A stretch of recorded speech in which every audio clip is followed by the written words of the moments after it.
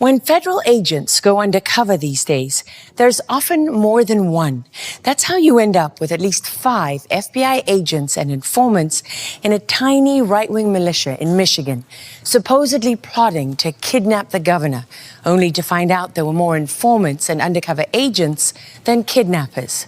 And in April 1991, according to senior counterterrorism expert J.M. Berger, agents posed as members of an invented racist militia group called the Veterans Aryan Movement, whose cover story was that they robbed armored cars to buy weapons and support their extremist ideology. But it's not just the right. The FBI also has a history of infiltrating left-wing groups, like Occupy Cleveland. 6 anarchists were arrested in 2012 for plotting to blow up a bridge in Ohio, but in court it emerged they were led by an FBI informant. And when we started looking into the role of government agents and informants on January 6, it seemed as if there wasn't much political will to find real answers. Wherever there was trouble to be found outside the Capitol on January 6, there was also a decent chance you could find Ray Epps. We are going to the Capitol! The self-declared Trump supporter from Arizona wasn't just directing people. The Capitol's this direction. He was at the first main breach around 12:52 p.m. with what the Department of Justice described in the statement of offense from his case as the vanguard of rioters, trespassing on restricted grounds, and whispering into the ear of a man named Ryan Samsel, who's in prison for what he did seconds later.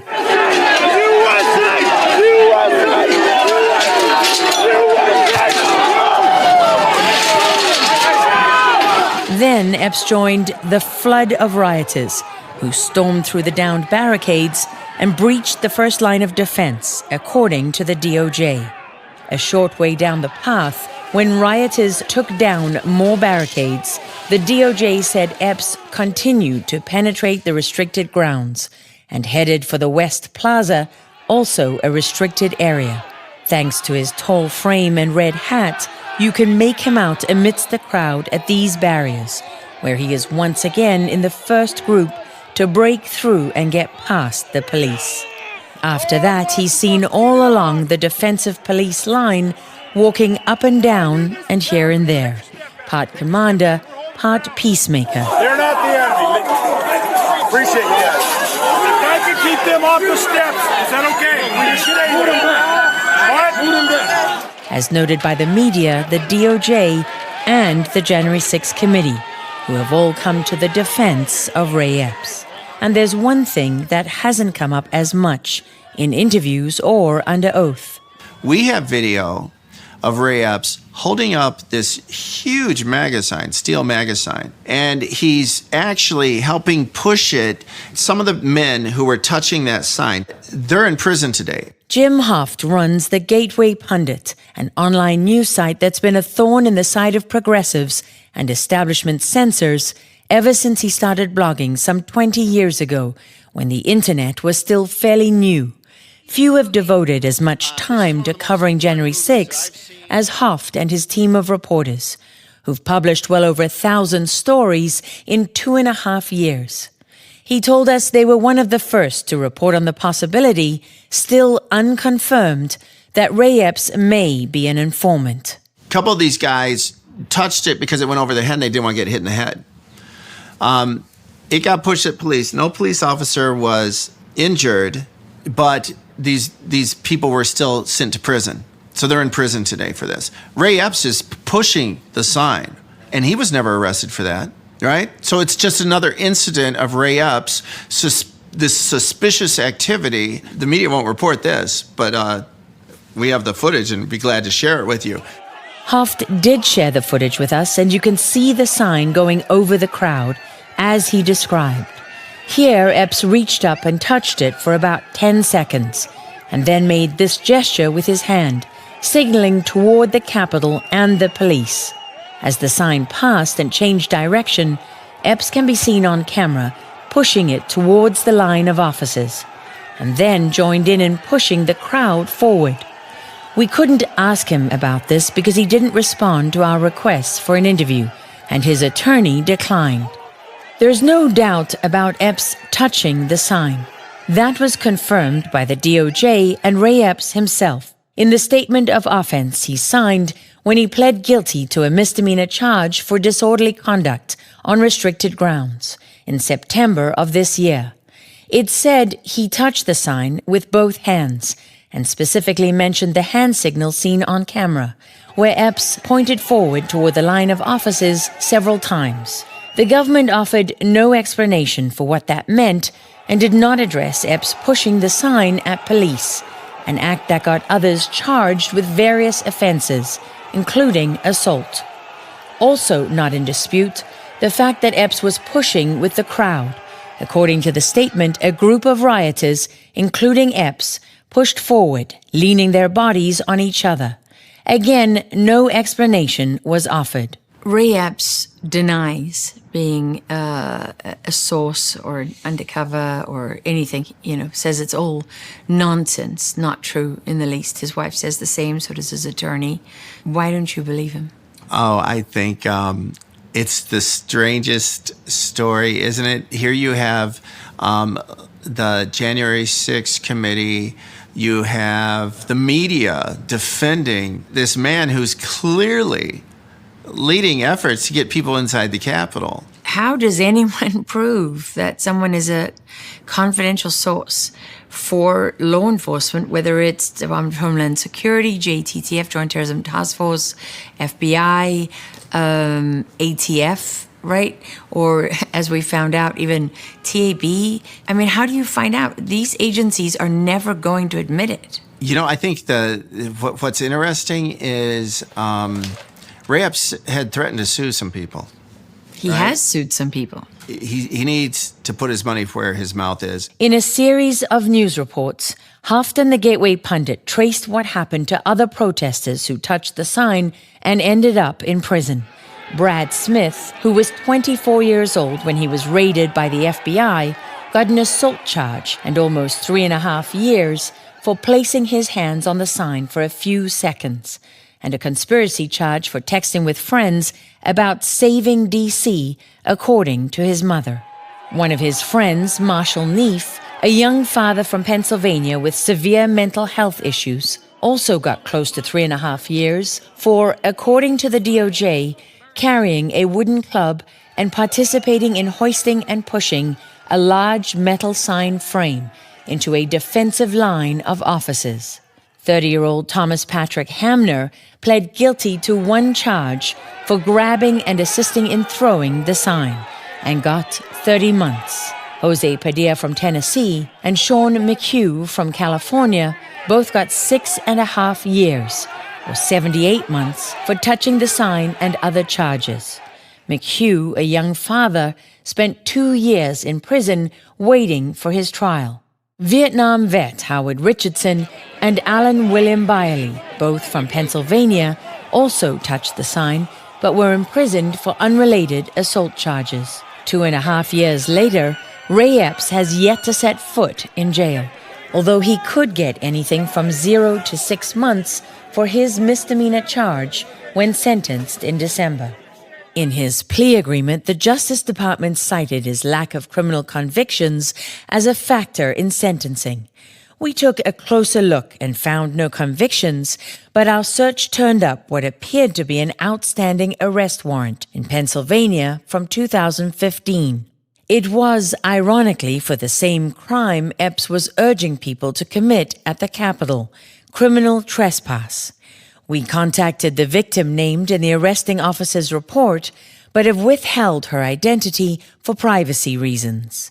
She declined to comment, but we did reach the judge in the case, Daniel O'Donnell.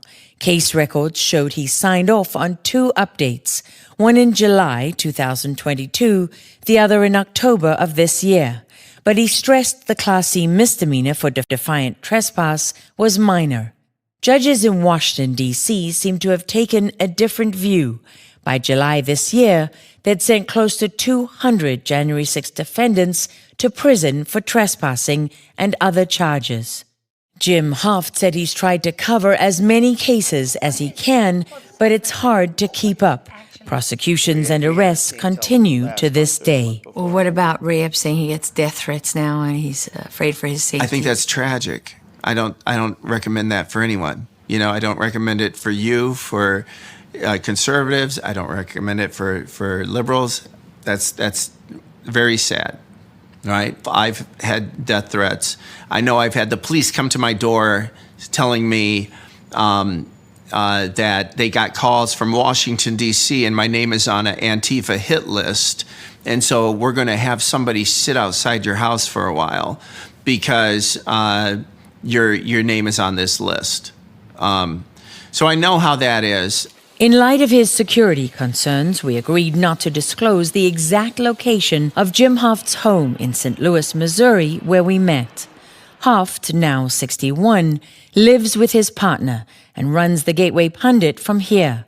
He said it's become one of the biggest online news sites, with almost 3 million page views a day, in spite of the left's best efforts to discredit him and his work. And I'm following you. You're in So charge. here's the big office. Yep. The nerve center. Yeah. So much for the newsrooms of old, right? Right. See this picture there? So my family's from Iowa, and my grandfather in World War I, when on Armistice Day, he put up a flagpole when he was a little boy, and it was in a town called Herring, and everybody moved away from the town. The only thing left today is a flagpole that my grandfather put up, so I bought the town. So I own this plot of land with the flagpole, and those are my little nieces. We did a celebration. You bought the whole town? Yeah. But the whole town is just... A flagpole left. Everything was torn down. Isn't that a great little Americana story? It's just... This is you, right? You're in this picture? Yeah. That's you up there? Hoft showed us some of the footage Gateway Pundit has featured in its reporting. His critics love to say he's far-right fake news, but he'll tell you that's because he's exposing what they don't want known or seen. This is a slow motion of the actual flashbang grenades being fired into the crowd. Look at this. And these people have no idea that this is about to blow up in their face. They also don't seem to be doing anything but standing around. Can you go back on that, please, Jim? They're just standing around. They're not even looking at the police or anything. They're talking to each other. They're conversing. They have no idea what is about to happen to them. And they're not pummeling cops. They're not spray painting buildings. What have we learned about January 6th that we learned because of you?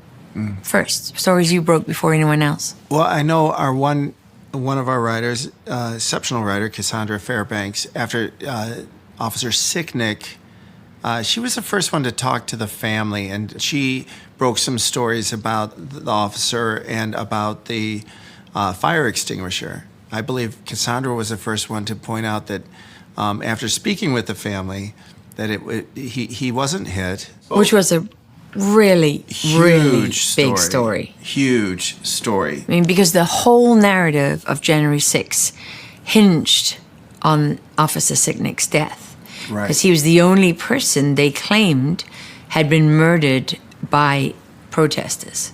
At that time, yes. And it was false. It was completely made up. And not just killed, but he was beaten in the head with a fire extinguisher. I mean, that was her story, and they all ran with it. Everyone. Our reporter, Cara Castronova, she interviewed the gentleman who got pushed off the second-story ledge by the police officer. So that footage is clear as day. There's the balustrade, and people are climbing up there, and a police officer with a blue helmet? Yeah. He could have killed him. He's lucky to be alive. People, had to drag him away. Was he badly injured? I think he was injured pretty badly. He didn't want to speak about it because he was afraid he was going to get arrested. So he didn't talk about it for a long time, this guy. This guy was Derek Vago, a 31-year-old man living in Tennessee who suffered severe foot and spinal injuries and broke his ankle when he hit the ground some 20 feet below. People like him don't usually get to tell their stories to the New York Times, but Jim Hoft will give them a voice and a chance. Most of these people were poor or middle class or lower middle class These weren't people with a lot of money. These were people who went there for the first time.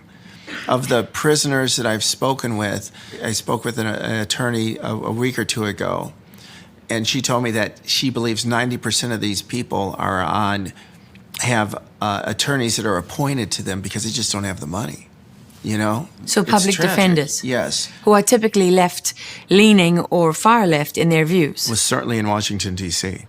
Absolutely. And in most big cities across the country. So you have people whose politics is the exact opposite of those protesting, representing them in court.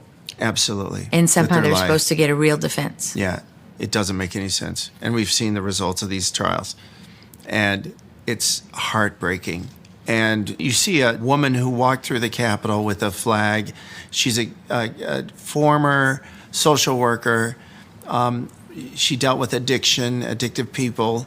And she carried the flag, and she has cancer, and they arrest her and put her in jail for 60 days because she walked through the Capitol. What kind of sense does that make in this country? How can anyone who has any integrity say that this was a fair sentence? And she's not the only one. We've seen a lot of people like that. Would the counter-argument to that be, well, they interrupted an official proceeding, and they were part of an insurrection? We don't care what people actually did in the Capitol. It's the fact that they were there, where they had no legal right to be. They can say that, but I mean, you could say the same thing about any Black Lives Matter protest that was going on when they're burning down a building. I mean, these are bogus charges. To me, this is a political hit. It breaks my heart because a lot of these people don't have a pot to piss in. I had mentioned a defendant who just went to court about 2 weeks ago. This defendant is camping because he doesn't have any money to stay in a hotel. And so he has to come to Washington, D.C. to for face his trial. But he has to pay to get himself there. And he has to pay to eat or stay somewhere. And I put up the story, and it's heartbreaking. To me, it's absolutely heartbreaking. This is sort of my background. 9 kids in a Catholic family in Iowa. My father was always struggling. He owned a business. I can relate to these sorts of things. I can relate to running out of gas, and walking to the gas station and things like that. That's my background. We put up a Gifts and Go forum, and I'm very proud of this. These stories make me the most happy. And that is that our audience, God bless them, raised $29,000 for this guy in 24 or 36 hours. $29,000 they donated so he could stay in a hotel. Well, obviously that's going to cover more than a hotel. Probably more money than this guy's ever seen in his life. Do you think those people on January 6th were framed? Oh, absolutely. Not a one of them was there to plan an insurrection. The people were there to protest the election. And I think the only organized activity that day came from many of these who I believe are operatives. Will we ever know everything? Probably not, but I think there's enough evidence there right now to definitively prove that the government and several agencies were involved in the violence that day. How does that absolve people of the violence that took place and so on? Well, that's a great question. I think it's very evident from the video. So it's not just that they admitted that they had people in the crowd, but we have video now from some of the operatives. There was one operative, a female operative. She's got a megaphone, and she's, telling people on the way, walking over to the Capitol, we're going inside. We're going inside. He's talking about this woman, Megan Paradise, number 9 on the FBI wanted list, and seen here holding a baseball she reportedly stole from Nancy Pelosi's office inside the Capitol. Hoft has dubbed her the female Ray Epps because, like Epps, she went too far for others in the crowd who immediately pushed back. If a woman tells you to charge the line, never charge the line. No, dude, she's up there saying, we need to go. It's like, what are you talking about? Don't listen to her. And like Epps, made a reference to getting arrested. I'll get arrested too, and I don't care. I need people to be with me. Yet she's never been locked up. Dude, this lady's like an agent for provocateur. And Paradise was not the only one. This man was identified as Luke Philip Robinson by the far-left site Sedition Hunters, who've been relentless in pursuing January 6 suspects. He was photographed with an earpiece and dubbed #GingerGun because he was caught on camera carrying a weapon, his pistol exposed when his shirt got stuck on the back of the grip. That made him one of the few supposed protesters who came armed to the Capitol, which after 9/11 was designated a counter-terrorism zone and has a higher level of security by law, more stringent than the Federal District of Washington, D.C., which has the most restrictive gun laws in the nation. Yet like Ray Epps, Robinson was removed from the FBI suspects list and has remained a free man.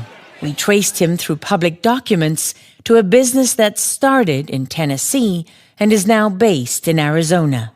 That's where he was in this footage from the JFK report when confronted by another January 6th defendant, Micaiah Jackson. You had an earpiece and a firearm, man. You had a firearm on federal property. That's serious stuff.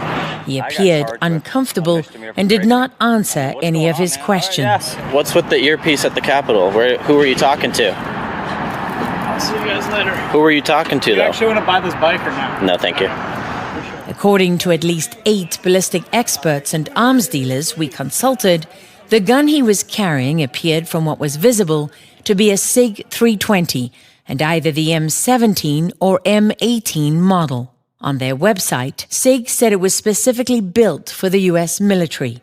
We reached out to the DOJ and the FBI for comment, but we're still waiting for a response. What have you learned so far? We're tracking down different ideas and theories, and one of those theories was that there were undercover law enforcement officers in the crowds. We know that to be true. Some would have a reason to be there, but there's also been speculation that there were federal agents or local law enforcement that were encouraging people to go in the Capitol. Congressman Barry Loudermilk from Georgia's 11th Congressional District has been on the Hill for almost a decade.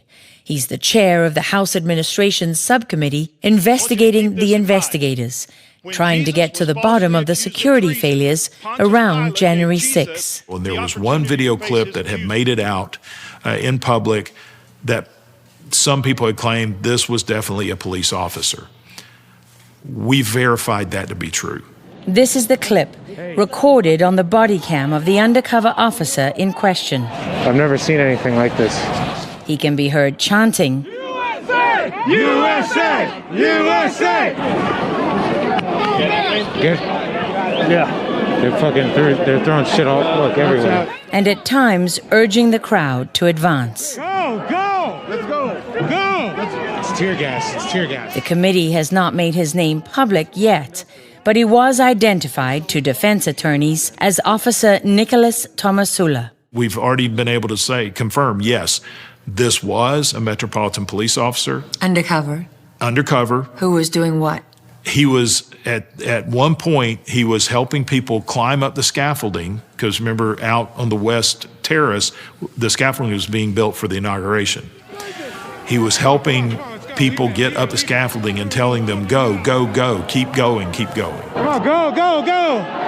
Keep going, keep going! Well, according to what police told the New York Times and other reporters right after January 6th, people used that scaffolding to get to the Upper West Terrace. Right. And they defined that as a critical access point that day. So if you have an undercover police officer assisting people in climbing up there, that doesn't sound insignificant. No, it isn't. Now, the next question is, what was he doing, right? Why was he telling those people to go? And why was he there? And why was he there? And that's who a told key him question. to be there? Who put him there? Exactly. Now, could it be he's trying to get up to the top to help, right? He's got other officers there, and so he's just telling them, go, go, go, I'm trying to get up there. But the fact is, when he gets up there, he doesn't help. He just turns and walks away from the Capitol. So he's encouraging and assisting other people That's to get what it in, appears but he that's doesn't happening. go in. Yeah.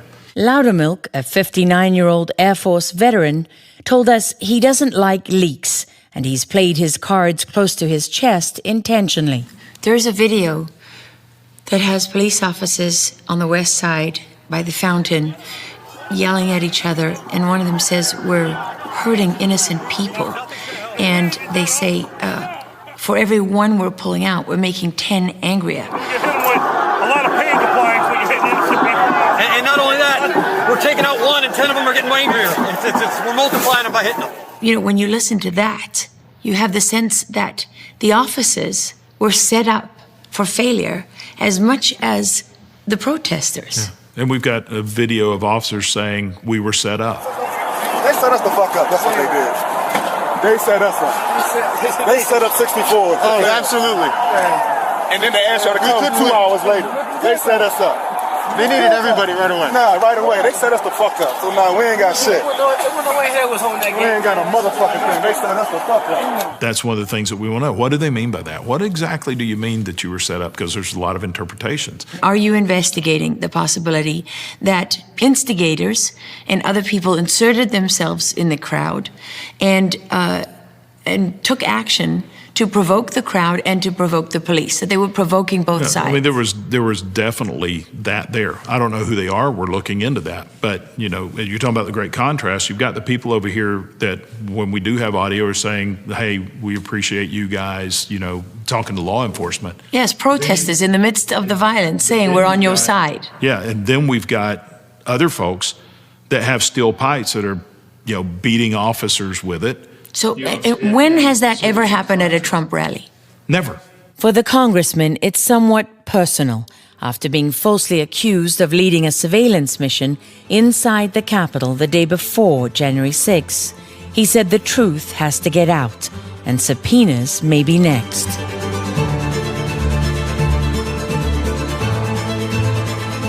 What have you learned about what really happened that day that you didn't know at the time? Well, first I've learned about pain. All I said, I put my hands up. I said, don't touch me, please. Don't hurt me, please. I said, and he's like, I'll do whatever the hell I want to you. And I said, I have constitutional rights. Please don't. He's like, you don't have any rights in here.